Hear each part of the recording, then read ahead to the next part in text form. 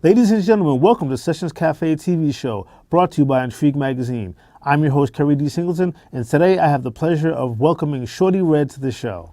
Hey, welcome to the show, brother. How are you? Thank you, brother. Appreciate it, man. I'm glad to have you here on Sessions Cafe, man. I'm happy to be aboard. We got a lot to talk about, man. You have a pretty illustrious career, and we have a lot to talk about in terms of all the films you've done and your music. Thank you. First of all, how did you get started? Let's take it back. Let's go way back. All right, let's go. What were your inspirations in terms of wanting to get into film? Let's start with that. Well, film expanded from music. Okay. I was first a hip hop artist, rapper. Okay. Started at 5 years old. Okay. My uncle got me started with that. 5 years old? 5 years old, dude. What kind of stuff was you talking about at 5? Honestly, I was talking about cartoons and toys. Right. Power Rangers, but it was real unique and witty. Okay.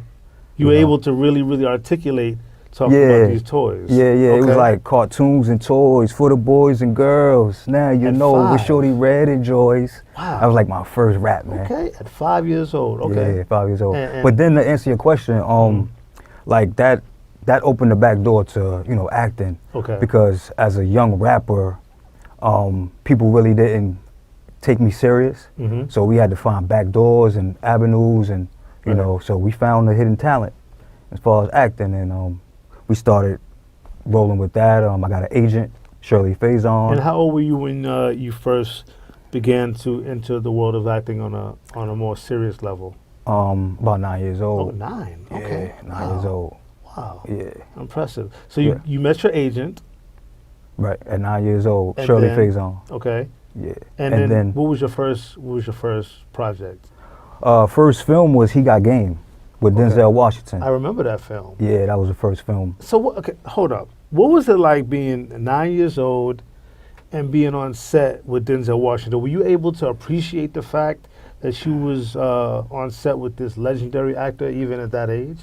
Definitely, I was able to appreciate it. I was young at the time, so I just looked at it like fun. Okay. But of course, it's a business, and everybody around you was taking it serious. Wow. I remember sometimes I would be a kid at times, and Spike Lee would want me to be a little more serious. Right. So he just taught me, to zone in, lock in on your craft, and take care of what you got to do, man. So I got to ask this, because this is one thing I've always really respected about actors. I have a terrible memory, and the part of being an actor, of course, is knowing your lines, being able to memorize your lines, right? And at 9 years old, you was able to remember your lines and also get into character? Absolutely, man. Amazing. I was always good in school as a young kid. Math, reading, storytelling. I was good at writing like 5-page essays and things like that. So I just actually used that to my best ability to, remember lines, remember music and stuff like that. And it was fun to me. So of course I want to lock that in and remember that and show people that I learned this and recite this and things like that. So it was easy for me to lock in. So you also worked on the Hurricane Carter project, which also starred Denzel Washington. Yeah. How did you get that gig? Well, that came about right after He Got Game. Okay. Spike Lee, he was there, but after He Got Game, I was still on the hunt for more roles and things like that. So of course, I was just auditioning. God gave me the gift and the opportunity to become a part of the Hurricane. Hurricane Carter, and that was my second time working with Denzel. So, So by then, how old were you when you took on that project? Once again, I was 9, 10 years old. So around the same time period. But at that point, you had already done a film before. So did you feel a little more comfortable in front of the cameras? Honestly, I was getting comfortable. I was getting there, but like I said, it was fun to me. So okay. I kind of blocked out the seriousness of it, and I wanted to just have fun with it. And that was just my way of blocking out, the seriousness of what you got to do, but just having fun and that is amazing. Because I've never spoken to a child actor, so I've always been fascinated with again how a person that's so young is able to, because that's a job. You know, it was a job. As much fun as you may have been having at Right, the time, that right. was work. You know It what was I mean? work, yeah. Reciting the lines, doing the scenes over. And Right. I've always wondered what it was like for a young person to take on such a real serious task. And was it even like grueling for you at all? Not even the least bit. Like I don't want to do this, Mom. Honestly, it got to a point where it became grueling. Because as a kid, you don't. It's kind of like it's darkness, but once you start seeing the light, it becomes a little more intimidating, and things like that. But and then I didn't have the back end as far as my managers and things like that, and I was kind of. This was at the point I was like 18. Okay. And my career is now in my hands and things like that. So that's when it got a little scary. I ran into a couple of bumps and bruises. I had kids. Well, before he's reading the cue cards. He's reading the cue cards. No, I'm just letting you know. No, we gonna get to that. But before I self-destruct. Yeah. That was a big one. Talk to me about that project. Yeah. So I landed that one back in 09 with 50 Cent. How old? I was about 19. Okay. You know. Okay. So the director I'm sorry, I didn't interrupt you. Yeah. This is with or without your agent?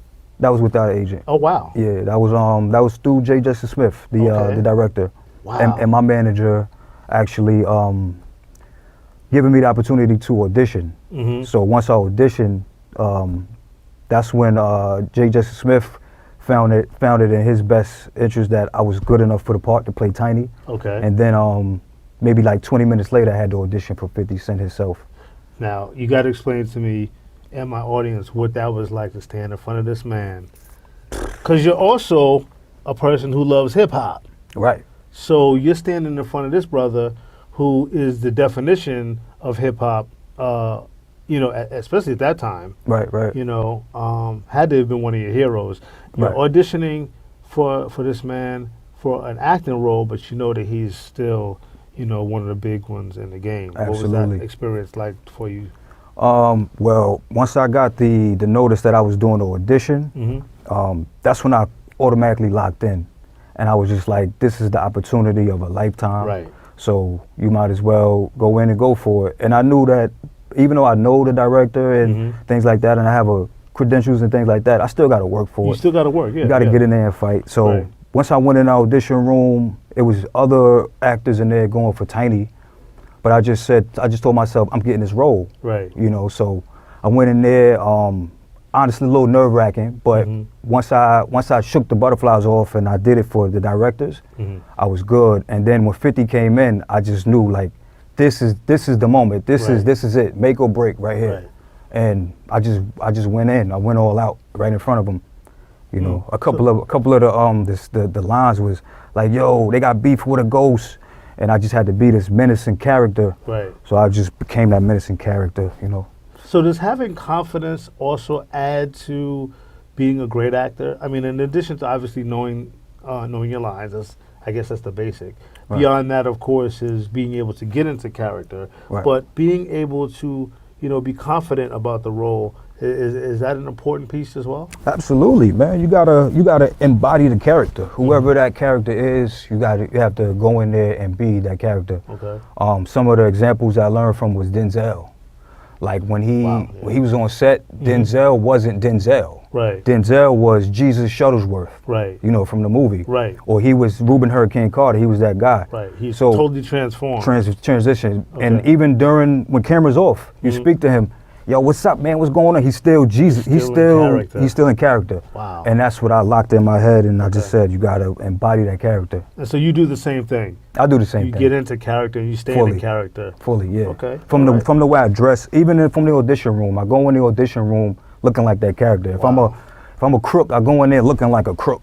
You know, and my mindset is a crook mentality. And is it sometimes you gotta channel him? Is it sometimes an escape for you when you're taking on the role of a character for a film project?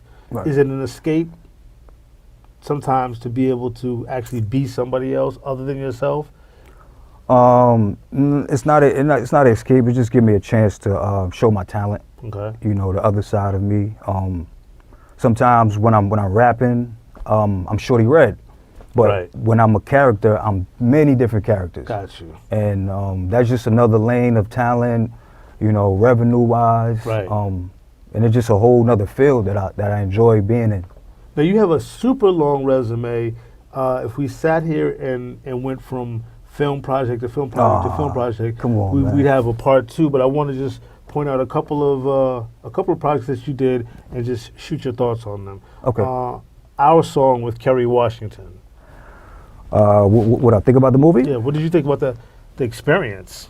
Well, unfortunately, I didn't get to meet Keri. Okay. That broke my heart. Oh. But I had fun doing the movie. Mm-hmm. At the time, I didn't know the movie was going to become so big. It was sort of like a low-budget film at first. Okay. But you know how those become after a while. Exactly. So I just looked at it like, take it serious, even though it's low budget. Represent yourself. I was doing my music with the Mag 7 Pee Wees at the time. I was in LA doing Soul Train. I had to leave Soul Train to come and do the movie Our Song. So it was fun. Just seeing that it got a chance to get an award and things like that. Just so happy to be a part of that. You know, so The Sopranos. I'm grateful. Oh, Sopranos, man. Sopranos was fun. Yeah. It was real gory on the set with a lot of fake blood and all of that stuff, man. But I had fun. I got to meet I don't know his name. The one that got murdered. Starts with an L. Don't get me to try to remember. But yeah. But all in all, it was a really fun experience. Yeah, but the credentials, just saying I did Sopranos, man, was heavy. Yeah. And they paid nice too. They paid nice. I'm sure they did. Now, I'm originally from Roxbury in Boston, so same neighborhood that New Edition's from. And so shout out to them. I'm very, very familiar with Mike Bivens, of course. Okay. And you worked with the Biv 10 Pee-wees. movement. Shout out to Biv.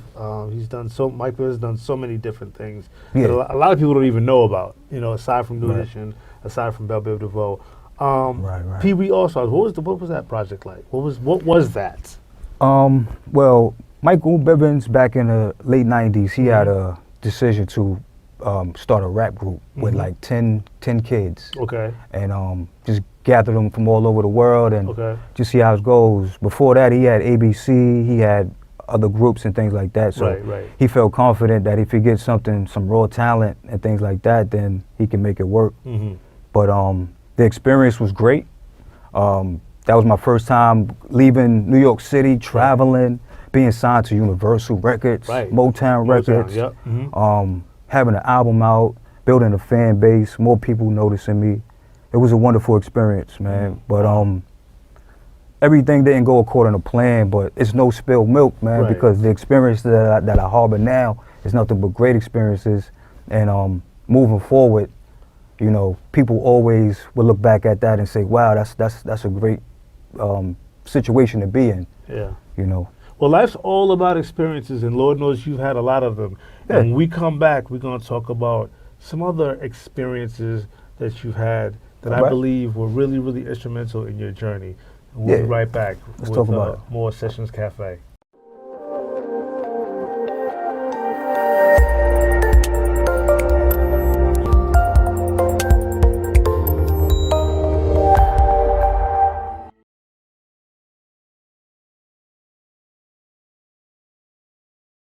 And we're back with Shortee Redd here on Sessions Cafe TV show.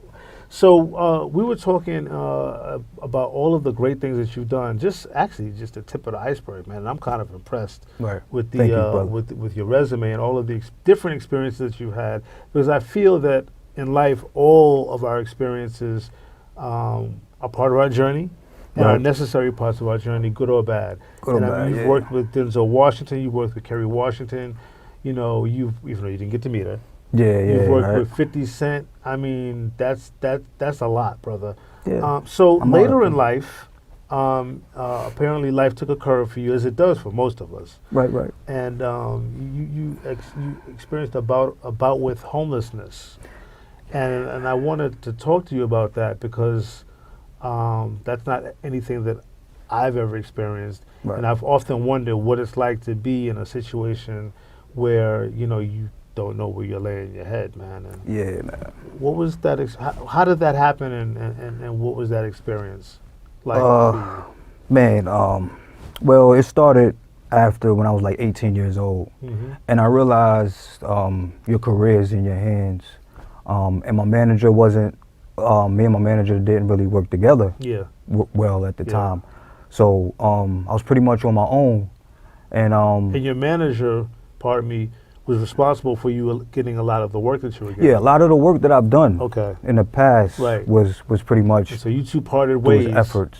Yeah, we parted ways around 18. Okay. And that's when I had children. Okay. You know, I had my daughter, and things like that. And honestly, when like I said, I first started, I had it was the fun of it, and then it was like once I got older and realizing like, yo, this is really serious, and this is a business. You gotta really take it more serious, man.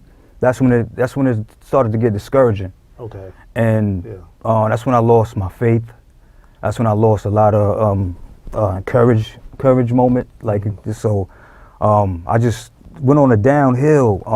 And instead of me sticking around, I said, let me go out of town, North Carolina. So I went out of town, raised my daughter a little bit, and just wanted to do something different. You know, I've been a child star all my life, and never had a regular job.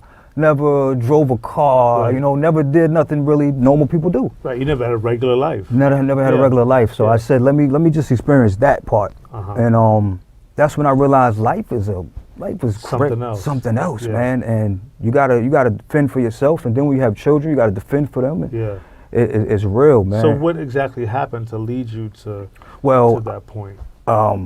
Me and my kid's mother, we kind of split. Yeah. This is the real situation. Me and my kid's mother split. Okay. And once I left the home, it was abruptly, middle of the night, something happened. And you were in North Carolina. And I was in North Carolina. So I didn't have anywhere to go. I just jumped in my vehicle, took all my clothes and things like that, and just went to a friend's house and stuff like that. But that was my calling. That was God telling me, like, get out of your comfort zone.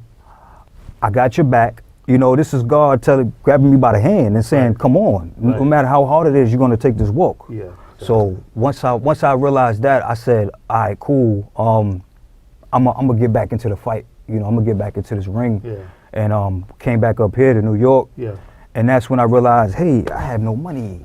I have really no one to really go to and things like that. And that's when, you know, I just started talking to God, like, just guide me. What do I do? Where do I, you know, like, what's my direction? What's my direction? You know? So that's when he told me pretty much some of the things that you've done is the reason why I'm punishing you a little bit, but I have mercy on you. So once I teach you this lesson, you know, I'll get you back in good graces, but you got to promise me that, you know, once I put you back here, then you won't fail me again. So he took me through the dirt. Is this a conversation with God that you had? This is a conversation. Was it encouraged by like a clergy person or something like that? No, this is from the heart. This is not even verbal. This is just he hears my heart. Right. Honestly, of course, like this is just him hearing my heart. And honestly, a couple days ago, I got a phone call from a guy that I worked with when I was like 10 years old, and he was just like, he seen a video that I posted on Instagram, and he was just like, yo, God just told me to call you and to just tell you to not give up because God put you through what you're going through for a reason. And what else he said? He said sometime what I'm putting you through is not in vain. You know, just have faith in me. Right. And that's when I really needed to have faith, man. Wow. I was in a homeless shelter around everybody that didn't have no encouraging moment. Was that in New York? That was in New York. Wow. You know, so and that's when I just realized, like, you are here for a purpose, Redd. You're here on this earth for one reason, and that's to inspire other people. Now let me stop you for a second, because I really want to explore something. At the moment, maybe the first night that you ended up sleeping in the homeless shelter, right? Yeah. Was there ever a moment, Redd, where you said to yourself, I can't believe I'm here, when X amount of years ago, I was at the top of my game. Yeah, man. I kind of felt like God let me down. I felt like it was over, you know, and I just felt like kind of mad with God. Like, if you gave me such great things in my life when I was a kid, why take it away now? And how old were you when you were having these feelings? Shoot, like when you were, that's when I came back from New York. When you were in the homeless shelter. I was in my 20s then. Okay, wow. So you were young. I was homeless for 7 years. Wow, man. So every day, you know, not understanding where I'm gonna eat, not knowing where I'm gonna sleep, and the safety of it. But wow. I stuck to my faith. That's when I knew I needed faith. Yeah. You can't see what's in front of you, but trust that you're going the right direction. Right. And every day I listened to God and I had that talk with him. And a lot of times I was mad, like my anger got the best of me in there. I was a little bit, you know. Oh, I can understand that. A little bit, yeah, like, but not feeling like I'm entitled. It humbled me. That's what it really did. It humbled me. I was already humbled, but it humbled me even more to let me know God is in control. So that's when he stripped everything away from me, and just the bare necessities. You got three meals, and you got this right here. And that's when I just say, God is real. God is real. Like, God loves me. And now I'm no longer homeless. I have my own place and things like that. And wonderful, bro. So now it's just like, God is real. And it gives you when you're taken to such a low in your life. Yeah. And I can relate to that. Not necessarily with homelessness, but I've had my own struggles as well. Absolutely. It kind of makes you really, really, really appreciate when you make that rebound where you're at in your life. Like you can it's like a breath of fresh air, man. Yeah, it's like you can appreciate it so much more. So much more. So do you feel like perhaps that's one of the reasons that you had to go through that, so that you could just maybe have a bigger appreciation? Absolutely, man, because a lot of things he did give to me, I feel like I didn't appreciate. Even when I had my kid and my wife and everything, I was too young to understand God gave me a family and I have to take care of them and things like that. I would still be young, wanting to go to the club and things like that. And wife called me, hey, what you doing? And I'm out doing things like that. So I feel like God took everything away and just said, look, I gave you and I could also take away. Take away, yeah. So, one of the biggest lessons in life. Biggest lesson. So yeah. I'm definitely respectful and honorable of God now, man. Well, you understand that journey, well, you're still on your journey. Absolutely. But those experiences are not only necessary for you to enrich your own life, but for you to share with your children, for you to share with your loved ones and others out there that's experiencing the same thing. Right. And they need a glimmer of hope, because a lot of the dudes I came in encounter with, they didn't have no hope. Right. And it was just like I had to give them hope. Right. Because in there is like no hope. Right. It's pretty much like a jail in there. Right, I get it. So, I get it. Trust me, I get it. And sometimes I really feel that we go through these experiences, so not just for ourselves, but for other people. We can encourage other people. It's a testimony, man. And I got a lot to talk about. My album fell just in time. Well, definitely every record is hitting home. Nice. So you could definitely hear what I've been through. Nice. And I'm sure you have a lot more to talk about now that you've definitely had that seesaw experience. Yeah. StarChild, a document that you're working on, and I'm really, really interested in hearing about that project because it talks about the experiences that child stars go through. Yeah. So talk to me about that. Well, everything that we're talking about now is in a documentary from beginning to end. Nice. I got some footage from 98, 99, from old VHS tapes and things like that before it was a DVD player. Right, dope. When I was out there really hustling, running into Big Pun, running into Busta Rhymes, and him saying, yo, you inspire me, kid. Wow. I gave him a handshake. He said I had a strong hand grip. Right. And it wasn't necessarily the hand grip. It was just my confidence of how I shook that man's hand. Right. And things like that. So the documentary is going to be dope. It's detailing everything that I've been through, the good and the bad. And on the flip side of things, you can see where I'm going now. And it's just it's like a brighter light into my life and things like that. So, cause like sometimes you just get the album and things like that, but a lot of artists don't really give you what they actually going through. In and the music, right?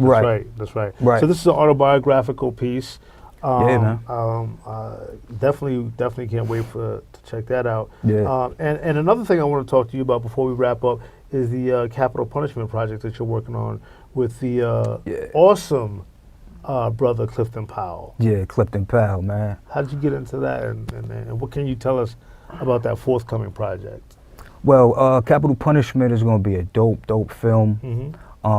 It's basically entailing a gang of guys that got too big for the government, and once the government got wind of that organization, they wanted to shut him down, and they took them to war. My guys took the government to war, and a lot of things happen. I don't die in this movie. Oh, that's other good. movies. That's good to hear. Yeah. Other movies I die, but I'm the last one standing in this movie. Last one standing in this film. Okay. Yeah, and this is my second time working with Clifton Powell. Nah, he's a good brother. So yeah, definitely, I had the pleasure man. of meeting him. Definitely. Well, thank you so much, man, for coming on the show. Your Thank you. story is definitely one for the books. Thank you, Sessions Cafe. We appreciate you being a guest on the show. Appreciate you. And thanks for coming on the show. Thank you, brother. See you next time. Peace.